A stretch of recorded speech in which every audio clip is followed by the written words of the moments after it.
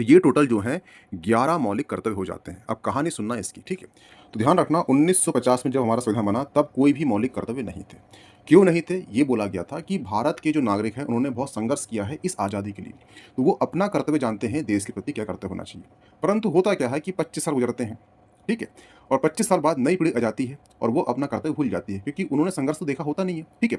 इसलिए 1976 में क्या आता है, एक संविधान संशोधन होता है। कौन-सा होता है? ये आपको याद है, 42वां संविधान संशोधन। इसे ही मिनी या लघु संविधान कहते हैं। इसके माध्यम से स्वर्ण सिंह समिति की सिफारिश पर 10 मौलिक कर्तव्य को समावेश किया जाता है भारतीय संविधान के अंतर्गत। भाग कौन-सा होता है? भाग होता है 4 क और जो आर्टिकल है, आर्टिकल ऐड करते हैं 51 क। ठीक है?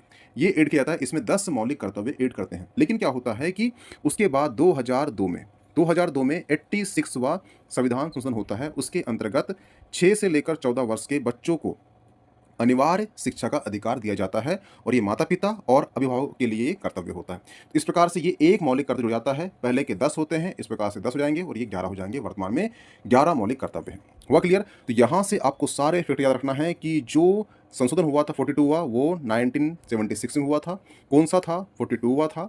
इसे क्या कहते हैं? लघु संविधान भी कहते हैं। कितने मौलिक कर्तव्य थे? तो वो थे 10 और समिति कौन-सी थी? तो वो थी स्वर्ण सिंह समिति की सिफारिश पर ही 10 मौलिक कर्तव्य ऐड किए गए थे। ठीक है? भाग कौन-सा है? तो भाग है 4 क। आर्टिकल कौन-सा है? तो आर्टिकल है 51 क। ठीक है? उसके बाद 2002 आता है। 2002 को 86वां संविधान संशोधन होता है जिसके अंतर्गत 6 से लेकर 14 वर्ष की आयु तक स्कूली शिक्षा प्राप्त करने का अधिकार बच्चों को दिया गया था और ये कर्तव्य किसका था? माता-पिता प्लस अभिभावक का। इस प्रकार से एक मौलिक कर्तव्य फिर से ऐड हो जाता है और इस प्रकार से 10 + 1 = 11 मौलिक कर्तव्य हो जाते हैं। हुआ क्लियर? और ये भी ध्यान रखना कि जो मौलिक कर्तव्य है ये कहाँ से लिया गया है? तो ये लिया गया है यूएसएसआर, जिसे हम रूस कहते हैं। रूस से जो है मौलिक कर्तव्य लिया गया है, ध्यान रखना।